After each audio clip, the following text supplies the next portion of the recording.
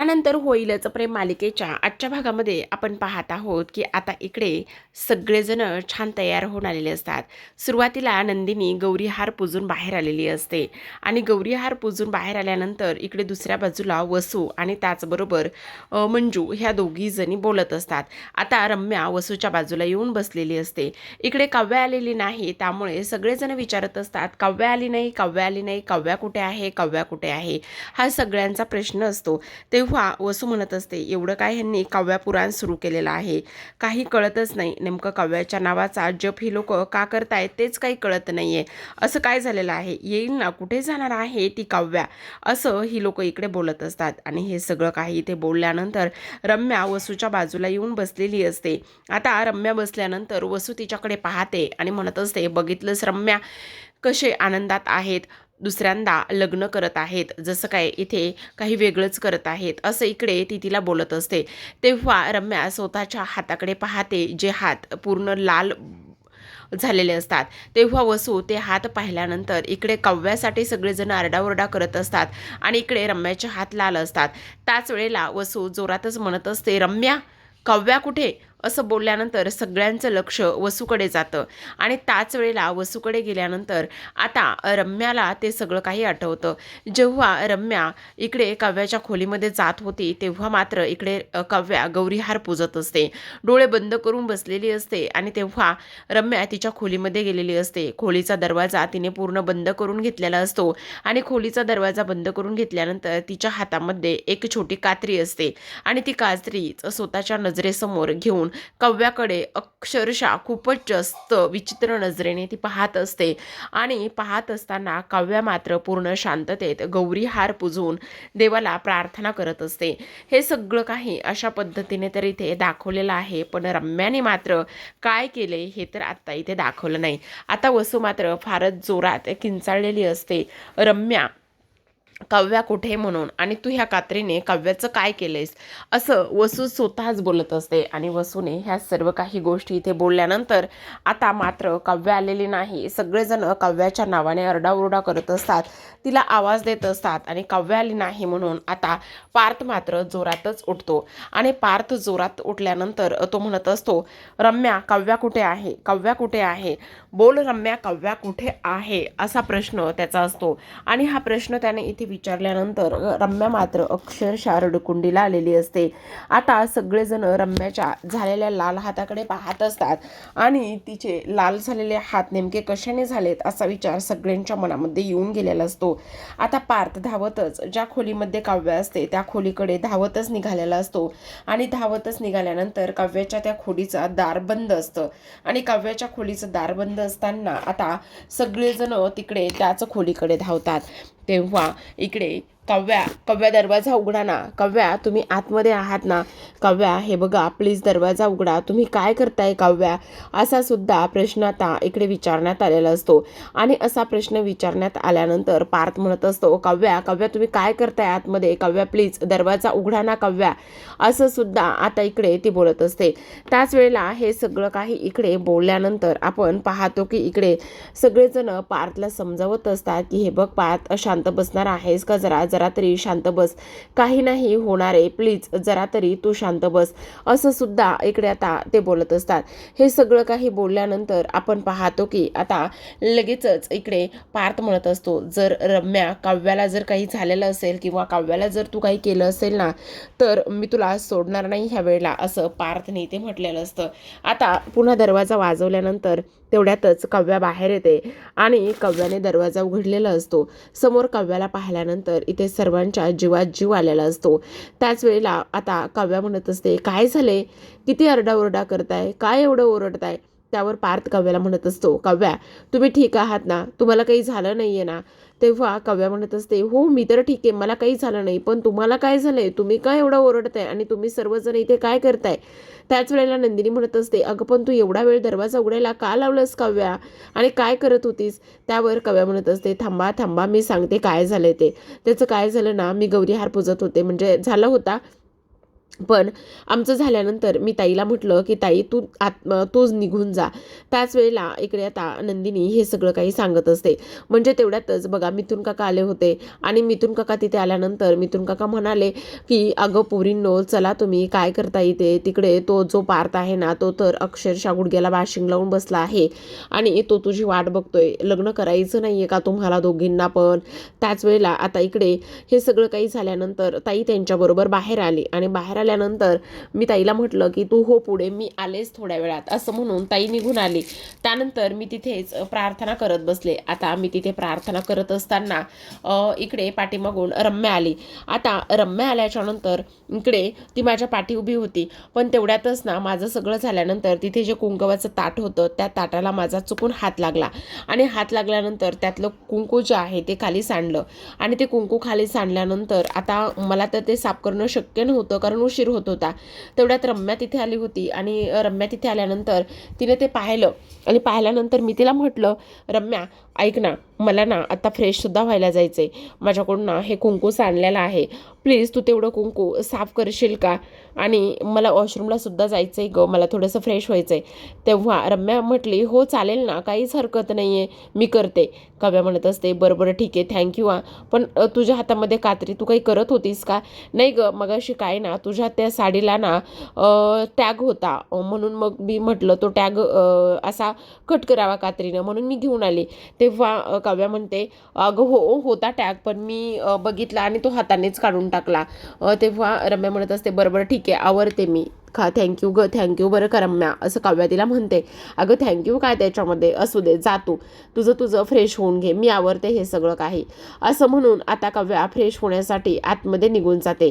आता ती आतमध्ये निघून गेल्यानंतर आपण पाहतो की इकडे आता लगेचच जी काही रम्या आहे ती रम्या ते सांडलेले कुंकू पुसण्यासाठी स्वतःच्या हातावर पाणी घेते आणि स्वतःच्या हातावर पाणी दोन्ही हाताला लावते आणि दोन्ही हाताला लावून ते दोन्ही तळवे हाताचे त्या कुंकवावरती ठेवत असते. आता त्या कुंकवावरती ठेवल्यानंतर तिचे हात जे आहे ते पूर्णतः लाल झालेले असतात. ते हात पूर्ण लाल झाल्यानंतर ती त्या हाताकडे पाहतच असते की हे हात कशा पद्धतीने लाल झालेत म्हणून. आता हे सगळं काही केल्यानंतर इकडे लगेचच आता नंदिनी म्हणत असते, रम्या मग मला हे सांग, हे सगळं तू अशा पद्धतीने केलंयस ना, ते सगळं काही ठीक आहे, पण तू इथे जे काही हात आहेत ना ते हात तू इकडे धुवून का आली नाहीयेस? त्याच वेळेला रम्या म्हणत असते, बस हे एवढं झालं, म्हणजे मी ते हाताने कुंकू पुसलं. त्यावर नंदिनी म्हणत असते, अगं पण तू ते कुंकू हाताने का पुसलंस रम्या? तू हाताने पुसायला नको होतंस ते कुंकू. तेव्हा रम्या म्हणत असते, अगं नंदिनी त्याचं काय झालं ना, खरं तर ते सौभाग्याचं लेणं आहे. मग मी ते सौभाग्याचं लेणं असं एखाद्या जुन्या आणि वापरलेल्या कपड्याने पुसायचं योग्य नाही समजलं, म्हणून मग मी थोडंसं हातावर पाणी घेतलं आणि त्यानंतर ते कुंकू क्लीन केलं, फक्त हात धुतले नाही.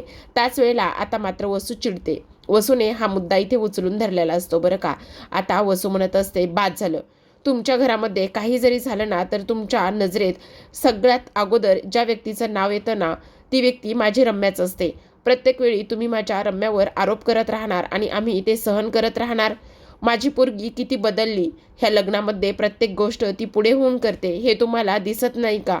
त्याच वेळेला आता रम्या म्हणत असते, आई असू दे ना, त्यांचा गैरसमज झालाय, त्यांनी मुद्दामून थोडी ना हे सगळं काही केलंय, त्यांनी मुद्दामून हे सगळ्या गोष्टी नाही केल्या. आई प्लीज तू ऐकून घे ना एकदा. रम्या रडायला लागलेली असते. त्याच वेळेला वसू म्हणत असते, नाही रम्या, अजिबात रडू नकोस, काही गरज नाही ह्या लोकांसाठी रडण्याची, ह्या लोकांना आपली किंमतच नाही आहे. ह्यांचं एवढं मोठं लग्न सोहळा हे कार्य आहे, करू देत ह्यांना करू देत, ह्यांना लग्न जसं करायचं आहे तसं, पण आता मात्र आपण ह्या लग्नामध्ये नाही थांबायचं आहे. आपण किती मान अपमान आपल्याला पण आहे की नाही, आपण किती आणि काय काय सहन करून घ्यायचं आणि किती आणि काय काय ह्या सगळ्या गोष्टी ऐकायच्या. बाद झालं, आता आपल्याला ह्या लग्नामध्ये नाही थांबायचं आहे, आत्ताच्या आत्ता आपण इथून निघून जातोय, असं वसू आता स्पष्टपणे म्हणत असते. कारण काही जरी झालं ना तरी सुद्धा ह्यांचा आरोप हा आपल्याकडेच असणार आहे आणि नेहमीच तो असतो. त्यामुळे प्रत्येक वेळी आपण हे सगळं काही नाही ऐकून घ्यायचंय का आणि कशामुळे ऐकून घ्यायचं असं सुद्धा आता इकडे ती स्पष्टपणे म्हणत असते. त्याच वेळेला आता इकडे काव्या म्हणत असते, हे बघा वसुआत्या, प्लीज तुम्ही शांत व्हा, सगळ्यांचा गैरसमज झाला होता, रम्याची त्यामध्ये काहीच चूक नाहीये. रम्या हे बघ, प्लीज तू इकडे समजावून सांग ना, तुझा काहीच दोष नाहीये, तू काही केलेलं नाहीये, असं इकडे ती बोलत असते. त्याच वेळेला आता इकडे रम्यासुद्धा वसूला म्हणत असते, आई प्लीज ना, एवढा मोठा टोकाचा निर्णय घेऊ नकोस ना. पण आता इकडे वसू म्हणत असते, नाही, काही जरी झालं ना तरीसुद्धा मी हा टोकाचा निर्णय घेतलेलाच आहे.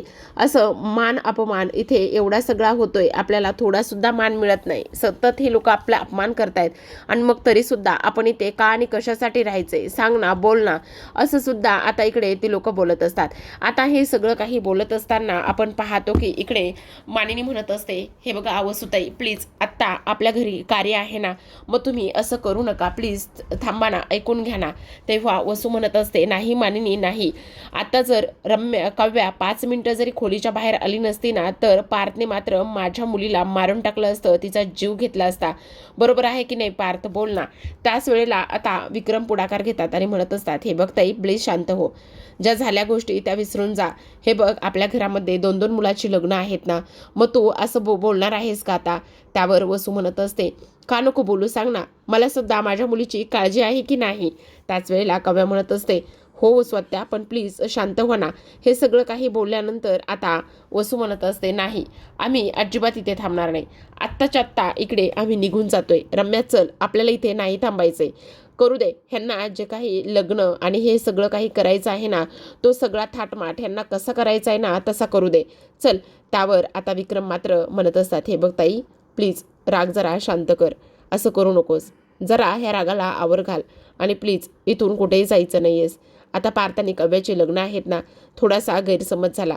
आणि त्यावर आता इकडे रम्या म्हणत असते, हे बघाई, त्या लोकांचा गैरसमज होणं साहजिक आहे ना, कारण आत्तापर्यंत आपण चुकाच तेवढ्या केलेल्या आहेत. त्यामुळे ती लोक आपल्यावर कशी विश्वास ठेवणार आहेत, नाही ठेवू शकत ते आपल्यावर विश्वास. पण आपण मात्र इथे नीटच राहायचं, नीट वागायचं, नीट कार्य करायचे. त्यामुळे सगळ्यांचा पुन्हा एकदा विश्वास आपण जिंकू शकतो ना. प्लीज हे बघ आई, नको जायला इथून. त्यावर विक्रम म्हणत असतात, हो हो ताई, रम्या अगदी बरोबर बोलते, प्लीज जरा थोडंसं विचार कर आणि झाल्या गोष्टी विसरून जा. त्यावेळेला ती म्हणत असते, प्रत्येक वेळी मी विचार करायचा, प्रत्येक वेळी झालेल्या गोष्टी मीच विसरून जायच्या का विक्रम. त्यावर आता इकडे लगेचच रम्या म्हणत असते, आई प्लीज ग, आता शांत हो ना, नको एवढ्या ह्या सगळ्या काही गोष्टी ताणूस. आणि ती इकडे पार्थला म्हणत असते, हे बघ पार्थ, मला माहिती आहे आत्तापर्यंत मागच्या लग्नामध्ये कशा पद्धतीने परिस्थिती होती आणि कशा पद्धतीने ह्या सगळ्या गोष्टी झाल्यात, त्यामुळे तुम्हा लोकांचा माझ्यावर विश्वास नाही आहे, हे अगदी साहजिक आहे. पण मी तुम्हाला खरं सांगते, माझ्यामुळे तुम्हाला जर काही त्रास झाला असेल तर मी तुमची मनापासून माफी मागते. पण आणखी एक गोष्ट मी तुम्हाला सांगते, हे बघा, मी इथे पूर्ण बदलली आहे, माझ्या मनामध्ये कोणाविषयी काहीही नाही आहे. तुम्ही प्लीज इथे माझ्यावर विश्वास ठेवा, मी काही एक चुकीचं वागलेली नाही आहे किंवा काही एक चुकीचं केलेलं नाही आहे, असं सुद्धा आता इकडे ती बोलू लागते. ह्या सर्व काही गोष्टी ते बोलल्यानंतर लगेचच आता विक्रम इकडे रम्याकडे जातात आणि म्हणत असतात, हो गं बाळा, कळतंय आम्हाला, तू बदलली आहेस, ह्या सर्व गोष्टी आमच्या लक्षात येत आहेत. आणि त्याचमुळे इकडे आता रम्या म्हणत असते, हे बघ पार्थ, प्लीज माझ्यावर विश्वास ठेव, मी काही नाही केलेलं, तुझा काहीतरी गैरसमज होतोय. आणि त्याहूनही सगळ्यात महत्त्वाची गोष्ट म्हणजे का गैरसमज होतोय, तर इकडे फक्त आणि फक्त इथे आईने केलेल्या त्या गोष्टीमुळे हा सगळा काही गैरसमज होतोय, असं सुद्धा आता इकडे ती बोलत असते. आता हे सगळं काही बोलल्यानंतर आपण पाहतो की इकडे जी काही रम्या आहे त्या रम्याला आणि त्याचबरोबर वसूला इकडे आपल्या विक्रमने समजावून सांगितलेलं असतं. विक्रमने समजावून सांगितल्यानंतर आता कुठे जाऊन त्यांच्या डोक्यामध्ये प्रकाश पडलेला असतो. आणि त्याच वेळेला आता इकडे जे काही काव्या आहे ती काव्या म्हणत असते, हे बघ रम्या, जा आणि पटकन तुझे जे काही हात आहेत ना ते धुवून ये, असं म्हणून आता सगळेजण लग्न मंडपाकडे निघालेले असतात. इकडे वसूला मात्र विक्रमने समजावून सांगितलेलं असतं. आणि त्याच वेळेला मंजूसुद्धा म्हणत असते, हे बघ ताई, जे काही झालं ते विसरून जा, चल आपल्याला लग्नाचे विधीसुद्धा आता पूर्ण करायचे आहेत की नाही, असं म्हणून आता सगळ्या गोष्टी मागे सारून सगळेजण आता पुढे निघालेले असतात. आता प्रेक्षकांनो खूपच इकडे गोंधळ सुरू आहे बरं का. खरं तर पार्थ आणि जो काही जीवा आहे हे दोघेही जण त्यांच्या बायकांची वाटच पाहत असतात, कारण नंदिनी रडून रडून पूर्ण डोळे लाल झालेले असतात. तेव्हा काव्या तिला फ्रेश करण्यासाठी किंवा थोडासा मेकअप टचअप देण्यासाठी आतमध्ये घेऊन गेलेली असते. आता धनंजय त्या दोन्ही मुलींना घेऊन येतात त्यांच्या पाठीमागे मामा म्हणून आपले जे काही इथे मिथुन काका आहेत ते सुद्धा असतात आणि जीवा नंदिनीकडे पाहतच असतो. त्याच वेळेला इकडे पार्थकडे काव्या पाहत असते. आता खरं तर इकडे जो जीवा आहे ना त्याला मात्र त्या सगळ्या गोष्टी आठवतात बरं का. नंदिनीला पाहता क्षणी त्याची विकेट पडलेलीच असते. त्याला खरं तर नंदिनी साडीमध्ये फार आवडायची. इकडे काव्यासुद्धा आज खूप कमाल दिसत असते. दोन्हीही मोहित्यांच्या ह्या गौऱ्या खूप सुंदर दिसत असतात. आता काव्याकडे तो पाहतो.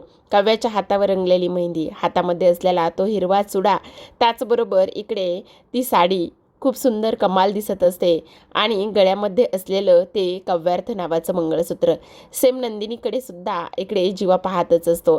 डोक्यावर मुंडवळ्या, त्याचबरोबर हातात स्वतःच्या हाताने भरलेला तो हिरवा चुडा आणि हातावर रंगलेली त्याच्या प्रेमाची मेहंदी, हे सगळं जीवासुद्धा पाहतच असतो. त्याच वेळेला काव्याचं लक्ष पार्थकडे जातं. पार्थ मात्र तिलाच पाहत असतो. तेव्हा काव्या त्याला डोळ्यानेच खुणावत असते. तर इकडे जीवाला आत्तापर्यंत नंदिनीसोबत घालवलेले ते सर्व काही क्षण आठवत असतात. लग्नानंतर कसा जीवा इकडे नंदिनीचा रागराग करायचा, कशा पद्धतीने तिला अवॉइड करायचा आणि कशा पद्धतीने नंदिनी त्याची सर्व कामं करायची. ज्यावेळी शर्टचं बटन तुटलं होतं ते लावून देत असताना, त्याचबरोबर एकाच कपातून चहा पित असताना फुरके मारतच, त्याच वेळेला तिला आनंद निवासला सोडायला गेलेला जीवा आणि त्याच वेळेला रागवलेल्या जीवाला नंदिनी कान पकडून म्हणताना स्वारी, हे सगळं आता जीवाला आठवत असतं आणि डोळ्यामध्ये पाणी आलेलं असतं.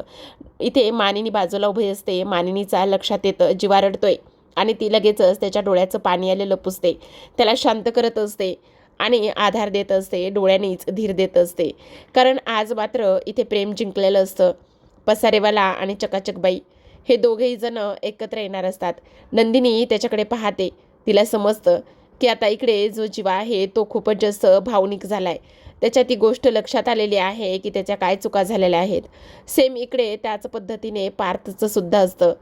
पार्थ इकडे काव्याकडे पाहतो, पण इकडे पार्थला नाही आठवत, तर काव्याला त्या सर्व काही गोष्टी इथे आठवतात. कशा पद्धतीने पार्थने तिला मनवण्यासाठी, तिच्या मनात जागा करण्यासाठी काय काय गोष्टी केलेल्या, हे सगळं सगळं काव्याला आठवू लागलेलं असतं. तिच्यासाठी बनवलेलं ते फ्रूट सॅलड, त्याचबरोबर आणलेली रेड वेल्वेट पेस्ट्री, एकत्र मूव्ही बघितलेला. पार्थ झोपला म्हणून काव्याने त्याच्या खाली मानेखाली असलेला हात न काढता. त्याच वेळेला इकडे पार्थने ह्या सगळ्या गोष्टी केलेल्या असतात आणि ते आज काव्याला आठवलेलं असतं. आपला मजनू म्हणजेच जीवा मात्र नंदिनीला खूपच सुंदर दिसतेस, खूपच झक्कास दिसतेस म्हणून एक कॉम्प्लिमेंट देत असतो, ते सुद्धा हातानेच. इकडे आता ह्या दोघांचे डोळ्यानेच इशारे सुरू असतात. काव्या पार्थला नजरेनेच आधार देत असते, धीर देत असते. त्याच वेळेला पार्थसुद्धा तिला नजरेनेच धीर देत असतो. इकडे आता मिथुन काका म्हणत असतात, अगं ये पोरींनो, आता काही इथेच बसणार आहात का? लग्न करायचं आहे की नाही? लग्नाचे पुढचे विधी करायचे आहेत की नाही? का फक्त एकमेकांकडेच बघत बसणार आहात? तेव्हा मानिनी मात्र इकडे हसतच असते. मानिनीना हे सगळं काही ती पाहत असते, कारण ह्या सगळ्या गोष्टी त्यांनी सुद्धा अनुभवलेल्या आहेत. आता शेवटी इकडे पार्थ समोर काव्या येऊन उभी राहते, तर नंदिनी समोर जीवा येऊन उभा राहतो. खरं पाहायला गेलं तर आता इकडे मोठी सून म्हणून काव्याचा मान असतो. तिकडे जरी लहान असली तरी सुद्धा इकडे मात्र मोठ्या सुनेचा मान तिला मिळालेला असतो. पार्थ हा मोठा मुलगा असतो म्हणून. तर नंदिनी मोठी असून सुद्धा तिला आता इकडे जीवा धाकटा आहे म्हणून तिला जावेचा मान मिळालेला असतो, म्हणजेच धाकट्या सुनेचा मान मिळालेला असतो. आता मात्र मानिनी म्हणत असते, काय गये पोरींनो, आता तुम्ही तयार आहात ना पुढचे विधी करण्यासाठी? लग्न करण्यासाठी तयार आहात ना तुम्ही? त्याच वेळेला पोरी म्हणत असतात, हो तर आम्ही आता इकडे तयारच आहोत. त्याच वेळेला जीवा म्हणत असतो, हो हो हो, आता मात्र इकडे लग्नाचे पूर्ण विधी करायचे आहेत. आता फायनली आपण सगळेजण एकत्र आलेलो आहोत आणि आपल्या इथे डोईवर मंगलाष्टका पडणार आहेत. तर आता रेखा आलेली असते. रेखाने आनंद निवासमधले छोटे चांप घेऊन आलेली असते, जे की इथे सिंगर आहेत आणि ते खूपच छान असं गाणं म्हणतात आणि त्यांना ती घेऊन आलेली असते आणि त्याच वेळेला त्यांचं खूप जास्त कौतुक होतं. ती लोक म्हणत असतात, खरं तर आता इकडे हे खूप छान गाणं म्हणतात आणि त्यांना आता इकडे नंदिनी, जीवा, पार्थ आणि काव्याच्या लग्नामध्ये मंगलाष्टका म्हणायची आहे. आणि त्याच वेळेला इकडे आता सगळेजण त्या मुलांचं कोडकौतिक करत असतात. आता इकडे लग्नाच्या विधीसाठी हे इथे सगळेजण उभे राहिलेले असतात. त्याच वेळेला समोरून येणाऱ्या त्या दोघीजणी आणि हे दोघेजण त्यांच्याकडे पाहतच असतात. तर आता प्रेक्षकांनो, दोघांच्याही मध्ये अंतरपाठ धरला जातो. जेव्हा समोरून नंदिनी आणि काव्या येतात तेव्हा मात्र जो जीवा आहे तो नंदिनीला डोकं वर करून करून पाहण्याचं काम करत असतो. तर इकडे काव्याला सुद्धा पार्थ आता डोकं वर करून करूनच पाहण्याचं काम करत असतो. हा क्षण मात्र इकडे त्या दोघांसाठी सुद्धा फारच जास्त लाखमोलाचा असतो. आता दोघी जणी त्या दोघांच्या समोर येऊन उभे राहिलेल्या असतात. आता काव्या पार्थकडे हळूच पाहते तेव्हा नंदिनी सुद्धा पार्थ जीवाकडे पाहतच असते. तर आता हा नजरेचा खेळ बराच वेळ इथे आता सुरू झालेला असतो. तर आता प्रेक्षकांनो, आजच्या भागामध्ये एवढंच. उद्याचा भाग सुद्धा खूप कमाल असणार आहे. उद्याच्या भागामध्ये फायनली ह्यांचा लग्न विवाह सोहळा पार पडलेला असतो. त्या आलेल्या मुलांनी खूप सुंदर अशी मंगलाष्टका इथे गायलेली असते आणि आता इकडे जे काही मंगळसूत्र आहे त्या मंगळसूत्रामध्ये हळदी आणि कुंकू भरण्यात येतं. हळदी आणि कुंकू भरलेलं मंगळसूत्र आता नंदिनीच्या गळ्यामध्ये जीवा घालत असतो. तर इकडे पार्थ सुद्धा काव्याच्या गळ्यामध्ये हळदी कुंकू भरलेलं मंगळसूत्र तो इथे घालत असतो. गुरुजी मंत्र म्हणत असतात आणि ह्या दोघांच्याही लग्नाचे विधी इथे पार पडत असतात. त्याच वेळेला आता इथे मंगळसूत्र घातल्यानंतर काव्यासाठी हा सुद्धा फार लाखमोलाचा क्षण असतो. आता मंगळसूत्र गळ्यात पडतं. त्याच वेळेला काव्याचे डोळे अलगद भरून आलेले असतात. आता हे सगळे विधी झाल्यानंतर सप्तपदी होते आणि सप्तपदीत आता इकडे काव्य आणि पार्थ दोघंही एकमेकांना 7 वचने देतात. तर तिकडे जीवा आणि नंदिनी सुद्धा दोघंही एकमेकांना 7 वचने देऊन हा लग्न विवाह सोहळा संपन्न करतात. लग्न लागल्यानंतर दोघेही जण एकमेकांच्या जवळ जातात. जीवा नंदिनीच्या कपाळावर किस करतो. तर इकडे आता पार्थने काव्याला जवळ घेतलेलं असतं. तर अशा पद्धतीने हा काव्यार्थ आणि त्याचबरोबर जीवानंदिनी हा लग्न विवाह सोहळा फायनली पार पडलेला असतो. तर अशाच नवनवीन डेली मालिकांचे अपडेट्स आणि त्याचबरोबर रिव्ह्यू जाणून घ्यायचे असतील, पाहायचे असतील तर नक्की चॅनलला सबस्क्राईब करा. लग्न तर पार पडलं प्रेक्षकांनो, पण आता इकडे रम्या मात्र दाखवलेली नाहीये. रम्या मात्र आता इकडे पार्थ किंवा काव्याच्या आयुष्यामध्ये नेमकं काय लिहून ठेवलेलं असेल हे पाहणं फार इंटरेस्टिंग असणार आहे. तर पाहत रहा, लग्नानंतर होईलच प्रेम.